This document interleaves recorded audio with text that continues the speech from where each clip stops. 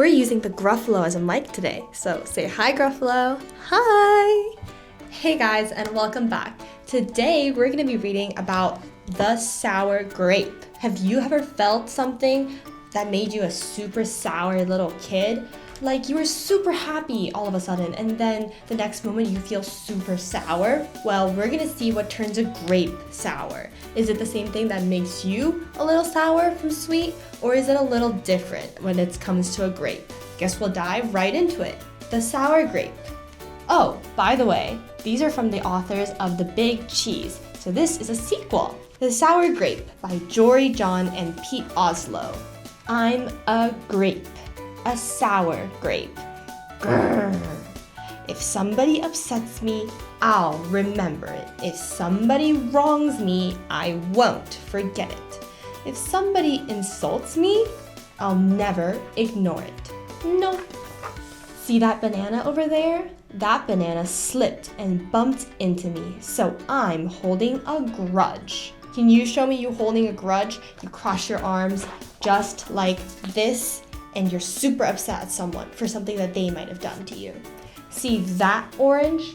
That orange didn't call me back for another week. Grudge. See that lime? That lime borrowed my scarf and never returned it. Grudge. So now we have a banana, an orange, and a lime that we're upset at. I suppose I've got pretty thin skin for a grape. Nobody steps on this grape. Grrr. Granted, it wasn't always this way. I grew up in a close-knit bunch. There were about 3,000 of us in our little community. We were sweet to each other. You look nice today. So do you. No, you do. We all lived on a vine. Sure, it was a little claustrophobic, especially when we were trying to get ready in the morning. Are you done in there? Come on. Have you ever tried to get ready in the morning when you have 3 other family members in the house trying to share one bathroom? Well, how do you think a grape is going to feel when there's 3,000 of them for one single bathroom? But my family was ripe with humor, goodwill, and warmth. We did our best with what we had. Are you gonna finish that? My grandparents visited on the weekends. We'd stroll in the sun and they'd teach us what they knew. They said that it takes a bunch to raise a seed. They said that good grapes roll their own way in life. They told us to be kind, forgiving, considerate, and grateful. Or grateful, my grandpa said with a wink. Above all, no matter what life throws at you, and there'll be a lot, try to stay sweet, my grandma said. Indeed, we said in response. And for a while, I was the sweetest of the sweet. I said please, I said thank you, I brushed aside life's little annoyances. I knew how good I had it. Oops, haha, no problem at all. But then one day, something changed in me. It was my birthday. I had rigorously and vigorously planned a big party for weeks. I'd sent out invitations with the date promptly displayed. Get this, I had a Ferris wheel, a magician, and hay rides. I had snacks upon snacks upon snacks. The highlight of the party, though, was a fireworks display, which would happen at sundown. I stood out front and waited for folks to arrive. I had a gigantic smile on my face. I waited. Everybody was a little late. It seemed no big deal, no big whoop.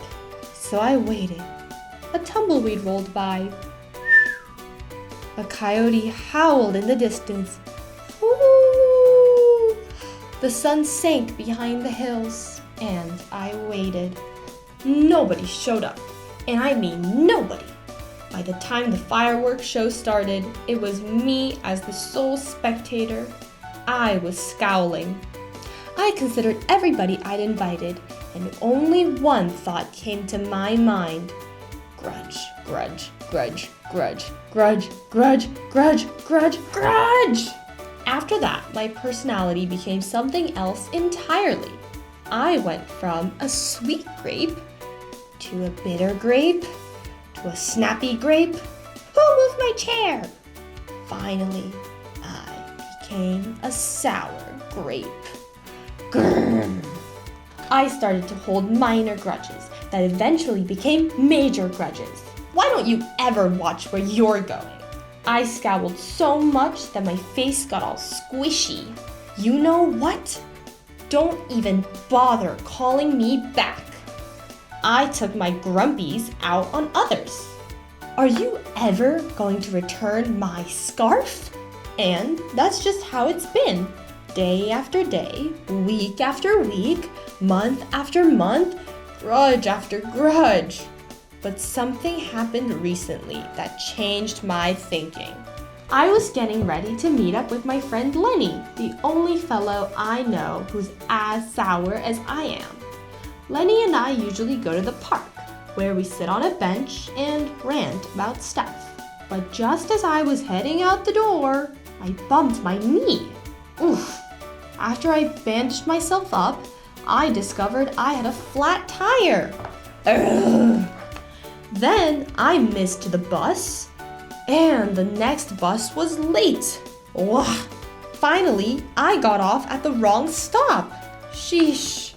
By the time I arrived at the park, it was getting dark.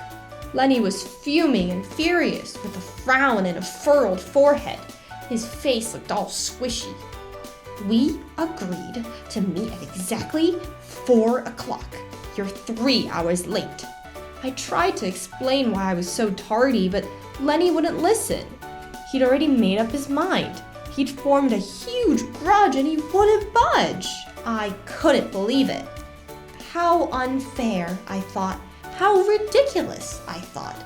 How similar to the way I would react. Lenny was pretty worked up. He was pacing back and forth, emitting occasional grumbles. His tone was tart, so I gave him a little space. Besides, it was nice out. I noticed the sky changing colors and the melodic chirping of the birds, the evening breeze, the buzz of the park's insects coming alive at night. I suddenly felt grateful and peaceful and calm. Had I been missing all this simple beauty because I was too busy complaining? Meanwhile, old Lenny stormed off, muttering something about disrespect and lack of consideration. I'm pretty sure I heard him add a grrr too. I walked home. I pulled out a dusty box from under my bed. There were old family photos inside. Memories. I spotted myself in one of the pictures. I was so sweet. I knew that little grape from the photo was still a big part of me deep down. It would just take some work to get back there again. And that was the exact moment I found the invitation I had sent for my infamous birthday party. The one where nobody showed up. It said May 31st. But wait a minute here. My birthday was on May 21st. Alas, I told everyone to come on the wrong day. Gulp. It was all my fault. I realized nobody's perfect. Not even me. After that day, I started noticing other things too. Like how remaining sour all the time is so draining. I'd wasted so much energy holding grudges when I could have easily cleared the air if I'd felt hurt. And yes, I still get upset from time to time, but that's okay, because now I talk and I listen and I work things out instead of just walking away. My sourness is fading. I'm letting go of all my grudges, and hey, it's working. Slip-ups happen. I'm just glad you're okay. Aw, thanks. That scarf looks sublime on you. Why don't you keep it? Really? You're the best. Orange, you glad we got to catch up? I'm so grateful that we did. Sure, sometimes I let out a little grrr when I'm frustrated, like this. Grrr. But then I move on. My face is less squishy too. Oh, and don't worry, things are okay with Lenny again. Gosh, sorry I'm late. You must be furious. No big deal, my friend. You know what? If you look at things in the right sort of way, and if you remember to be kind, considerate, forgiving, and grateful, life can be pretty sweet. Yes, indeed. So that was the book, The Sour Grape. I'm going to list 4 different scenarios, and I want you to tell me down in the comments if it makes you feel sweet or sour. And how do you think you are going to overcome a situation you think is sour? Let me go and tell you the 4 situations. The 4 situations are, the first one, a friend is willing to share a toy with you, like Mr. Gruffalo. I'm willing to share this with you. The second is someone points and laughs at you. You're not laughing together. She's laughing at you, or he's laughing at you. The third one is you tell someone exactly how you feel. You tell them that what you did made me feel super appreciated and really happy and fuzzy on the inside. Or you tell them that when you said that thing about me, I didn't feel too great. You tell them the truth. The fourth one is you keep your feelings inside. You don't tell anybody about it. Does that make you feel sour, or does that make you feel sweet? Comment your answers to all 4 scenarios down below.